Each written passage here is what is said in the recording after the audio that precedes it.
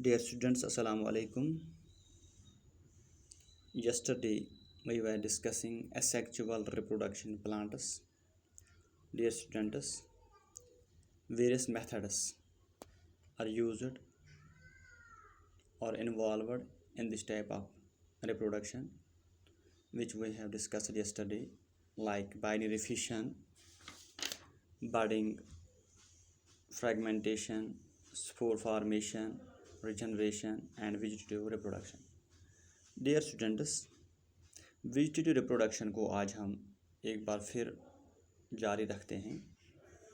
प्यारे बच्चों, vegetative propagation कल हमने देखा है, ये एक asexual method of reproduction plants में होती है, जहाँ vegetative parts like roots, stem और लीव्स, इनसे नए प्लांट्स वजूद में आते हैं।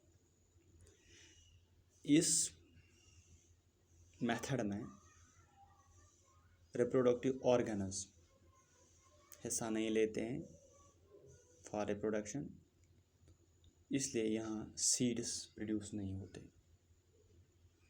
डियर स्टूडेंट्स, अगर हम रूट्स की बात करते हैं, vegetative propagation by roots, sweet potato, dahlia, asparagus, इन प्लांट्स में स्वोलन रूट्स होते हैं। स्वोलन रूट्स होते हैं। नए प्लांट्स इन्हीं स्वोलन रूट्स से अराइज होते हैं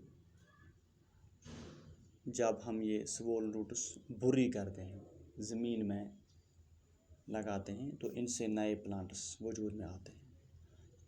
इस तरह से वेजिटेटिव प्रोपगेशन रूट से होता है, स्वीट पोटैटो में, दहलिया में, एस्परागस में।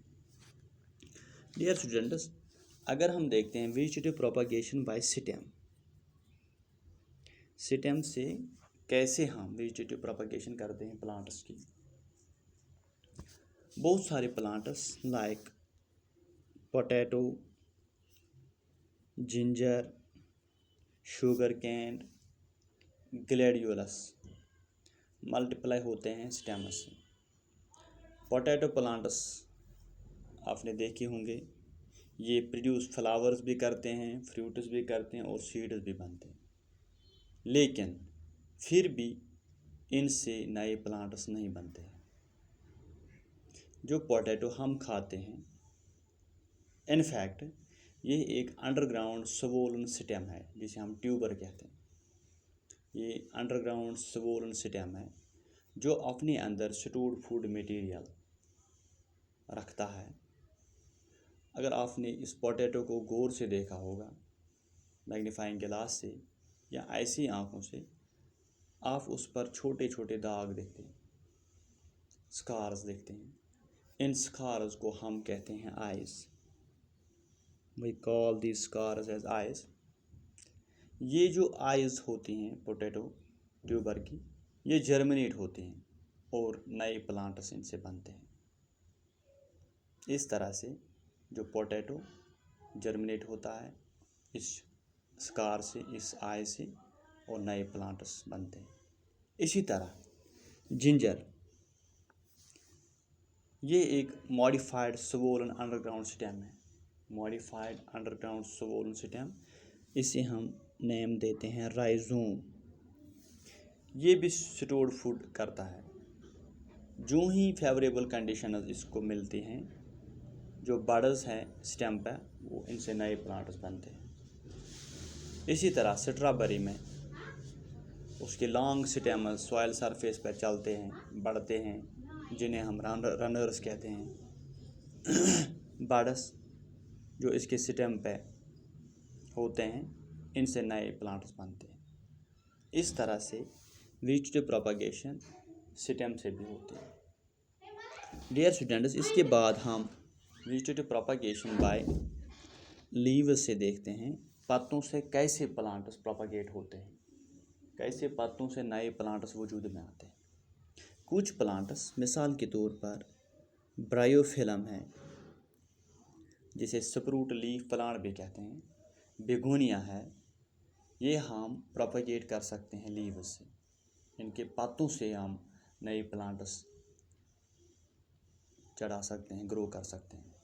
डियर स्टूडेंट्स, जो ब्रायोफिलम है, plantlets develop from the margins of intact leaves. जो प्लांट लेटस, छोटे छोटे प्लांट्स इंटैक्ट लीव्स के मार्जिन से डेवलप होते हैं।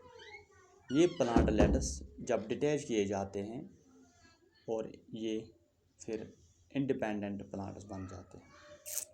इस तरह से लीव्स से भी प्लांट्स प्रोपागेट हो जाते हैं। डियर स्टूडेंट, इस तरह ये जो वेजिटेटिव प्रोपागेशन है उन प्लांट्स में काफ़ी मदद देते हैं जिनमें सीड्स प्रोड्यूस नहीं होते हैं। डियर स्टूडेंट, अगर हम एडवांटेजेस की बात करते हैं, इनसे फ़ायदा क्या है, इस वेजिटेटिव प्रोपागेशन से क्या फ़ायदा है, इसका कोई फ़ायदा है प्लांट ग्रो करने में? ये एक ईजियर मेथड है, रैपिड मेथड है और इसमें बहुत कम खर्ची होता है प्लांट प्रोपागेट करने पर। प्लांट्स हम ग्रो कर सकते हैं बहुत कम टाइम में। दूसरी बात, जिन प्लांट्स में सीड्स नहीं बनते वो हम रेज कर सकते हैं इस मेथड से। तीसरी बात, डियर स्टूडेंट, जो भी प्लांट्स इस मेथड से प्रोड्यूस होते हैं वो identical copies of their parents होते हैं। इनमें कोई किसी किस्म की वेरिएशन नहीं होती। Plants produced by this method और identical copies of the parent plants, they don't show any variation. Dear students, और क्या है, प्लांट्स मिसाल के तौर पर बनाना है, शुगर कैन है, स्वीट पोटैटो, रोज़ है, जासमिन है, इनमें वाइएबल सीड्स प्रोड्यूस नहीं होते हैं। वाइएबल के जर्मिनेट होने के काबिल सीड्स प्रोड्यूस इनमें नहीं होते हैं। उन जैसे प्लांट्स हम इस मेथड से आसानी से ग्रो कर सकते हैं। डियर स्टूडेंट्स, उसके बाद artificial methods of vegetative propagation. इन फ़ायदों को मद्देनज़र रखते हुए इंसान ने आर्टिफिशियली बहुत सारे प्लांट्स को, यूज़फुल प्लांट्स को मल्टीप्लाई किया है।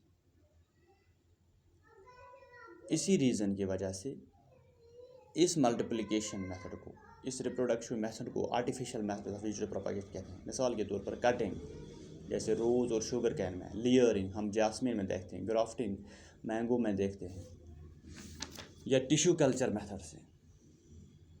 टिश्यू कल्चर मेथड से हम क्या लेते हैं, कुछ टिश्यू सेल्स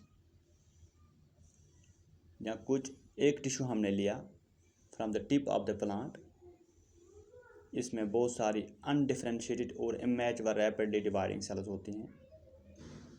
ये टिश्यू ग्रो किया जाता है एक सूटेबल मेथड में जिसमें नेसेसरी न्यूट्रिएंट्स रखे जाते हैं और हार्मोन रखे जाते हैं। ये टिश्यू ग्रो करता है एक अनऑर्गेनाइज्ड मास में जिसे हम कैलस कहते हैं। छोटे छोटे पार्ट्स इस कैलस के दूसरे मीडियम में रखे जाते हैं, इनसे नए प्लांट लेटस वजूद में आते हैं। ये प्लांट लेटस हम ट्रांसप्लांट कर सकते हैं सॉइल में या पॉट्स में। इस टेक्निक को हम माइक्रो प्रोपागेशन भी कहते हैं।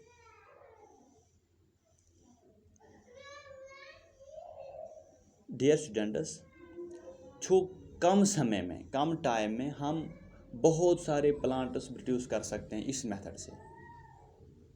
ये प्लांट्स जो हमने ऐसे प्रोपागेट किया टिश्यू कल्चर से, ये डिजीज़ फ्री प्लांट्स होते हैं। इनसे हम वो प्लांट्स भी ग्रो कर सकते हैं, मिसाल के ग्लैडियोलस है, क्राइसेंथेमम है, पोटैटो है, शुगर है और बहुत सारे प्लांट्स जो सीड से प्रोड्यूस नहीं होते हैं। Thank you dear student.